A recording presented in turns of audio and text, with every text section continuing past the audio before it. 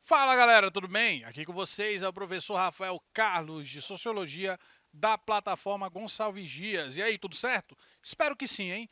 Eu vou logo dizer o seguinte, pega logo aí teu caderno, tua caneta, teu lápis, teu marca-texto, para você anotar as dicas e os conteúdos que eu vou te passar nessa aula de hoje, que tá, imperdível, beleza?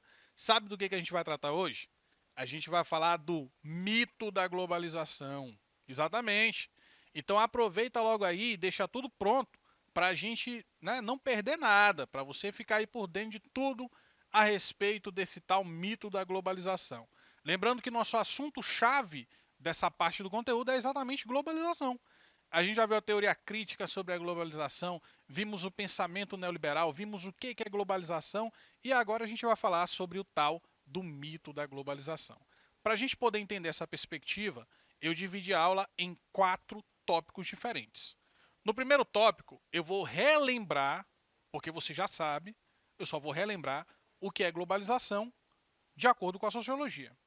Depois, no segundo tópico, a gente vai ver o pensamento de José Maria Gomes.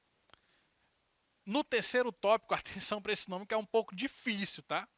A gente vai ver a teoria de Pankaj Ghemawat. Pankaj Ghemawat. E a semi-globalização. E para fechar com chave de ouro, eu vou falar para ti do mito da globalização de acordo com o teórico Pierre Bourdieu. Então tu já percebeu que tem muito nome de teórico, muito nome de sociólogo, tem muita teoria pela frente. Então fica ligadinha para você não perder nada dessa aula de hoje. Beleza? Vamos começar então relembrando, refrescando a nossa memória. Afinal de contas, o que é globalização? Você já sabe que globalização é um conjunto de transformações mundiais de dimensões econômicas, culturais, sociais, políticas e jurídicas que são interligadas de modo complexo. É um pouco complicado definir globalização, eu sei, mas por quê? Porque tem muitos fatores.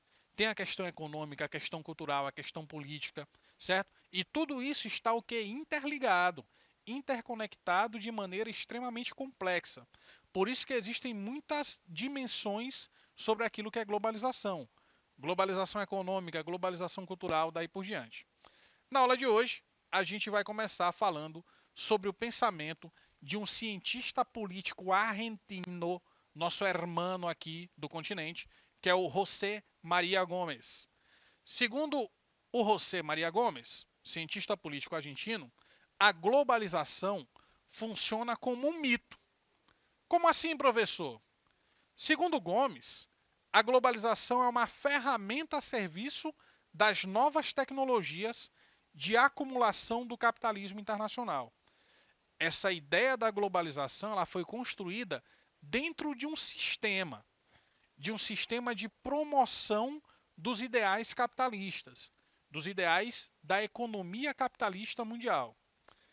A base desse mito, segundo Gomes, está na visão das grandes corporações internacionais, das grandes empresas multinacionais e de grupos ou classes comprometidos com a geração de lucros no universo capitalista.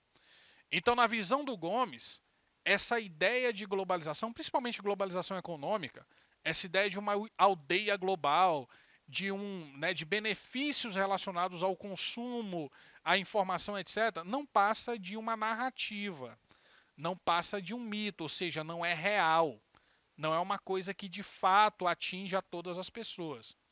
Mas é importante para determinadas camadas econômicas da sociedade, do capitalismo internacional, porque eles promovem os seus ideais a partir dessa narrativa, a partir desse falseamento da realidade, da criação desse mito da globalização como uma coisa inevitável, como um caminho, né, para o progresso, um caminho sem volta, ok? Para estes grupos que se beneficiam economicamente com a ideia da globalização, a globalização seria um fenômeno benéfico, né? Não teria nenhum malefício, não teria nada de consequência negativa e também irreversível. É a forma como se percebe para esse grupo, né, a globalização. Ela sempre é benéfica e ela também é irreversível, não tem volta. Pois passariam a ditar as formas de organização da produção no mundo. Seria algo que não é mais de alcance local, mas seria de alcance global, de alcance mundial. Tal afirmação seria legitimada pela defesa do Estado mínimo. É um pressuposto da teoria neoliberal, inclusive, né? Muitos neoliberais defendem essa ideia do Estado mínimo, da redução extrema do papel do Estado, desculpa, e também da sua não intervenção, da sua não interferência na economia. Ou do suposto fim do Estado, entre aspas, como protagonista econômico e político nas relações internacionais. E aí eu te pergunto, se sai o Estado, quem entra? Se o Estado deixa de ser protagonista na economia, quem assume essa posição? Para o neoliberalismo, para a globalização econômica, seriam as empresas. A iniciativa privada, no local, né, no lugar, melhor dizendo, do Estado, da iniciativa pública. E isso vai ser importante para quem? Para os donos das grandes empresas. Para as pessoas que já têm muito dinheiro e vão ter mais dinheiro ainda. É isso que o Gomes está tentando dizer para nós. Que essa narrativa de globalização como uma coisa irreversível, como uma coisa que vai ser só benéfica, beneficia, na verdade, a quem já tem dinheiro, aos donos das empresas, das multinacionais, das grandes corporações, que terão ainda mais possibilidade de acúmulo de capital. E aí chegamos então a uma outra teoria, de um teórico que eu vou dizer para ti que o nome dele é um pouco complicado, tanto de falar quanto de escrever. Então vamos devagar para a gente conseguir anotar no caderno aí. Você conseguir anotar no caderno e eu conseguir pronunciar corretamente. A gente vai falar do Pankaj Ghemawat. Eita, nome difícil, né? Escreve assim, ó. P-A-N-K-A-J, Pankaj. Ghemawat escreve G-H-E-M-A-W-A-T. Beleza? Pankaj Ghemawat é um intelectual indiano. Com esse nome também você já sabia que era de algum país diferente, né? O intelectual indiano afirma que existe um mito muito propagandeado da globalização. Ele está concordando com o nosso hermano, o argentino Gomes, o cientista político argentino. Ele também está dizendo que existe uma propaganda muito grande em cima dessa narrativa, desse mito de globalização como algo irreversível. Para Ghemawat, não existe um fenômeno de globalização, mas sim o que ele chama de semiglobalização. Anota. Semiglobalização é o conceito utilizado por Ghemawat. Ele acha que não existe a globalização, mas existe uma semiglobalização. Meus queridos e queridas, atenção. O que é uma coisa semi? Semiglobalização é porque ela não é completa. Uma coisa que é semi, ela é parcial. Não existe a globalização no seu sentido único, total, completo. Segundo o Ghemawat, o que existe é uma globalização em partes. Ela é uma semi-globalização. Ela não é completamente globalização. Ok? Então, olha só. Semi-globalização seria, segundo o Ghemawat, uma expressão mais realista. Menos mito e mais realidade. Pois existem ainda muitas fronteiras que estabelecem barreiras importantes ao livre comércio e nas quais ainda existem diferenças muito significativas. Ou seja, não é o mundo todo que está interligado economicamente. Existem regiões do mundo, países onde essa globalização não chegou. Eles não estão inseridos ainda. Então, o que existe para o Ghemawat é uma globalização parcial, ou melhor, uma semi-globalização. Pankaj Ghemawat revela também algum ceticismo. Parou? O que é ceticismo? O que é ser cético? É você não acreditar. Ceticismo tem a ver com a desconfiança, com a descrença. Então existe uma certa desconfiança quanto ao impacto e influência das redes sociais nas estratégias de internacionalização como facilitadoras da globalização. Segundo ele, muita gente diz assim, as redes sociais facilitaram, né? A internet, nossa, a internet alcançou um espaço como nunca antes no processo de transmissão de dados, de informação. É verdade isso? É, mas, entendeu? Por isso que existe um ceticismo. Ele não acha que isso seja inteiramente verdadeiro. Porque faz sentido dizer que a internet realmente alcançou essa, né, ou melhor, possibilitou o alcance desse compartilhamento de informações de dados, mas, por outro lado, não é todo mundo que tem acesso à internet. Não são todas as regiões do mundo, não são todas as pessoas que igualmente têm acesso a esse meio de informação, aos meios de comunicação e etc. Então, por isso que é uma coisa parcial. Não é uma coisa completa, como muita gente imagina. Existe ainda uma grande e significativa parte da população mundial que simplesmente não tem acesso a isso. Então, a gente não pode falar que existe uma plena globalização, mas sim uma semi-globalização. E as redes sociais também, segundo o Game Watch, elas não necessariamente catalisam, influenciam de maneira significativa, notável esse processo. Porque muitas vezes a rede social ela não é utilizada para esse fim. Ela pode ser utilizada para outras finalidades, ok?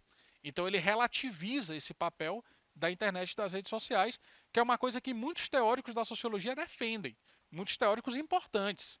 O papel das redes sociais na nova sociabilidade contemporânea, no mundo globalizado, na era da informação, ele já tem um pensamento que é, não, será que é mesmo?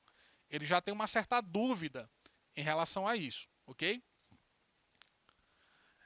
O mito da globalização por Pierre Bourdieu. Bourdieu já é um teórico que eu acho que vocês conhecem, já é mais, né, um cara mais famoso, muito mais do que os dois que a gente viu antes, pelo menos ele é.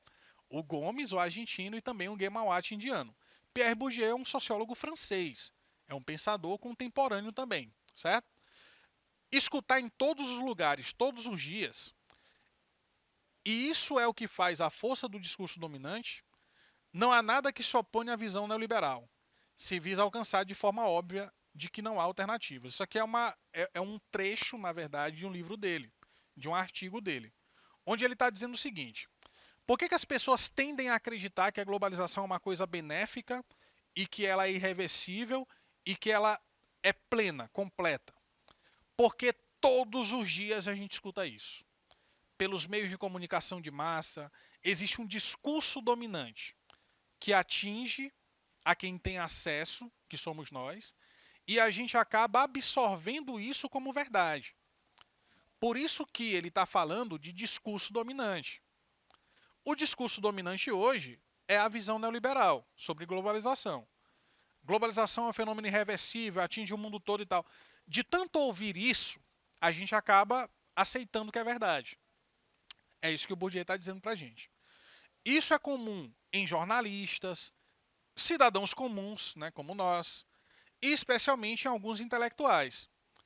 Então, mesmo sabendo que isso não é completamente verdade, muitos intelectuais, inclusive, como eu te falei, intelectuais importantes, eles assumem a ideia de que a globalização é irreversível, de que realmente é o único caminho para a gente seguir, de que ela é muito mais benéfica do que é prejudicial. Então, esse discurso, de tanto que ele foi repetido, alguns intelectuais acabaram também concordando com isso, mesmo sabendo que não é algo plenamente verdadeiro, que é uma narrativa, que é um mito. O mito da globalização, inclusive, é o título da aula, ok? A utilização de eufemismos, que é uma figura de linguagem, e de certas palavras bem colocadas no discurso dominante, facilitam sua ampla aceitação. O que é um eufemismo? Primeiro, vamos entender o que é eufemismo. É uma figura de linguagem da gramática, né? Então, você tem professores excelentes aqui da área de português, de língua portuguesa, gramática. A professora Cacau, por exemplo, provavelmente já falou para vocês sobre isso, sobre figura de linguagem. Então, eufemismo é quando você fala assim, por exemplo, em vez de falar que alguém morreu, você fala que a pessoa foi dessa para uma melhor. É um eufemismo. Você está aliviando a notícia. Você está aliviando a informação. Ok? E aí o que acontece? Existe um jogo de palavras nesse discurso, que é o discurso neoliberal, o discurso dominante, com todas as conotações e associações de palavras como flexibilidade ou desregulamentação. Então, olha só. Em vez de dizer assim, com a reforma trabalhista, o trabalhador vai perder direitos, Eles dizem assim: com a reforma haverá uma flexibilização dos direitos trabalhistas.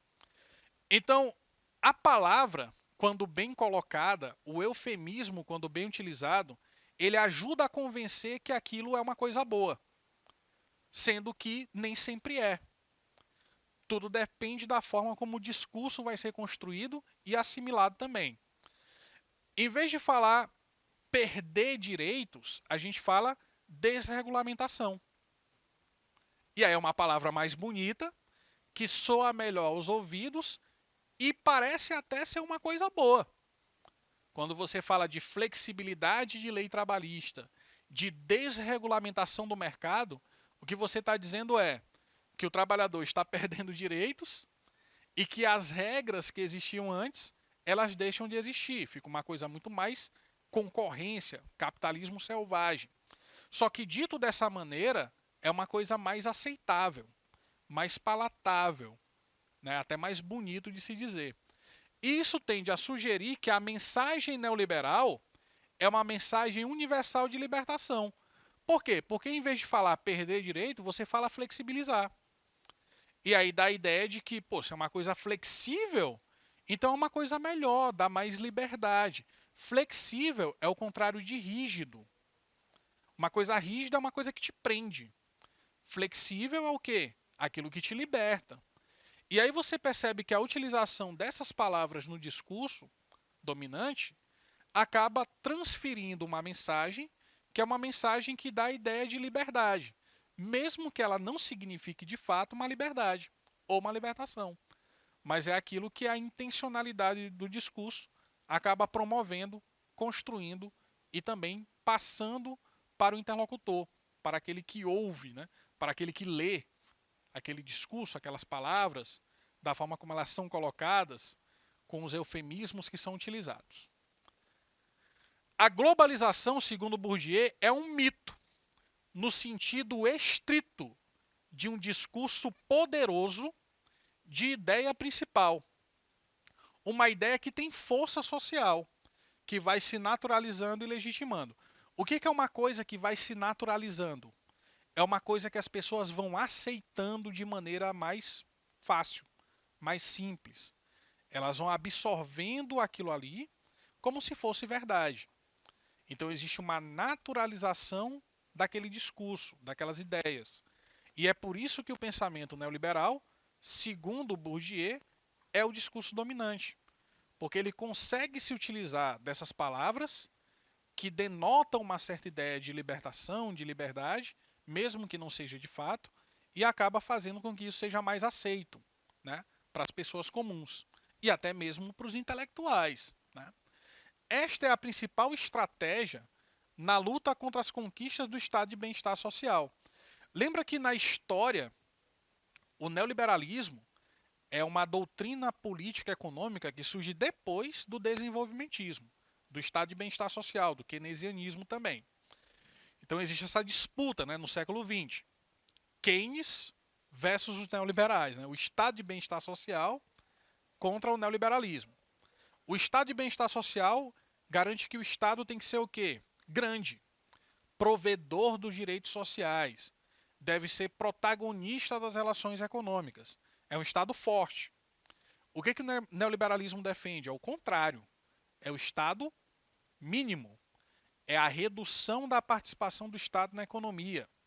É a privatização de empresas estatais. A flexibilização de direitos trabalhistas, entendeu?